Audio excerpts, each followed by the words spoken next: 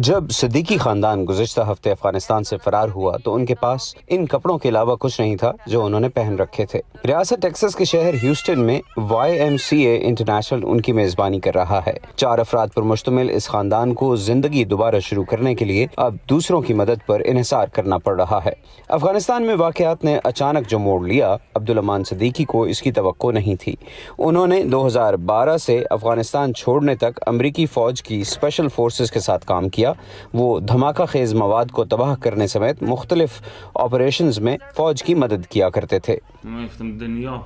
میں سوچتا تھا کہ پوری دنیا ہمارے ساتھ کھڑی ہے اور وہ ہمارے نظریات، ہماری امیدوں اور ہمارے مستقبل کے بارے میں سوچ رہی ہے، لیکن ان سب نے بالکل اچانک ہمیں تنہا چھوڑ دیا۔ امریکی اسپیشل فورسز کے ساتھ ملازمت کے باعث عبدالامان صدیقی SIV خصوصی امیگرنٹ ویزا کے اہل قرار دیے گئے۔ وہ 21 اگست کو اپنے خاندان کے ساتھ ہیوسٹن پہنچے، جہاں انہیں امریکی حکومت کے خرچ پر ایک کمرے کا سادہ سا فلیٹ دیا گیا ہے۔ اپنی پوری زندگی میں نے بہت کچھ دیکھا ہے۔ اپنے ارد گرد میں نے جنگ، دھماکے اور لوگوں کو مرتے ہوئے دیکھا اور کبھی پرامن زندگی نہیں گزاری۔ اب میں صرف محفوظ رہنا چاہتا ہوں اور میں خوش ہوں کہ اب میں یہاں ہوں۔ میں صرف ایک پرسکون اور خاموش زندگی گزارنا چاہتا ہوں۔ ثانیہ وافق، جو عبدالامان کے لیے ترجمہ کر رہی تھیں، YMCA انٹرنیشنل کے ساتھ منسلک ہیں اور اس خاندان کی کیس مینیجر بھی ہیں۔ وہ دوسرے افغان مہاجرین کی بحالی میں بھی مدد کر رہی ہیں جو حالیہ ہفتوں میں ہیوسٹن آئے ہیں۔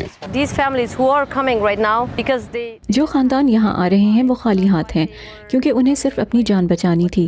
ہم ان کی نوکری حاصل کرنے میں مدد کریں گے، ہم حکومتی امداد حاصل کرنے میں ان کی مدد کریں گے، جیسے خوراک کے لیے مالی مدد، طبی سہولتیں اور دیگر چیزیں، اور ہم ان کی تمام دستاویزات مکمل کرنے میں بھی مدد کریں گے۔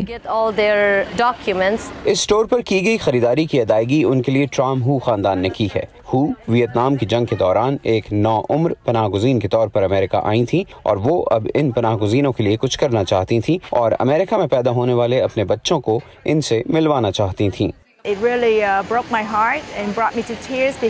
میرا دل خون کے آنسو روتا ہے کیونکہ ہم سائیگون کے سانحے کے بعد انہی حالات میں تھے۔ یہ لوگ خوش قسمت ہیں کہ اپنے خاندان کے ساتھ حفاظت سے امریکہ پہنچ گئے۔ ہم خوش قسمت تھے جب ہم ایک نئی زندگی شروع کرنے 1981 میں امریکہ آئے اور امریکیوں نے کھلے دل سے ہماری مدد کی، اور اب ہم افغانوں کے لیے بھی یہی کر رہے ہیں۔ عبدالامان کہتے ہیں کہ 36 سال کی عمر میں نئے سرے سے زندگی شروع کرنا آسان نہیں ہے، لیکن افغانستان میں رہنا اب ممکن نہیں کیونکہ وہاں ان کی جان کو خطرہ ہے۔ ایک نیا ملک، ایک نئی زبان، یہ سب بہت مشکل ہے، لیکن پھر وہ اپنے بچوں کی جانب دیکھتے ہیں۔ میں خوش ہوں کہ کم از کم میرے بچے یہاں اچھی زندگی گزار سکیں گے اور ان کا مستقبل بہتر ہوگا۔ ایک نیا مستقبل جسے یہ خاندان دوسروں کی مدد سے بنائے گا۔ ڈیانا مشال کے ساتھ محمد عاطف، وائس آف امریکہ۔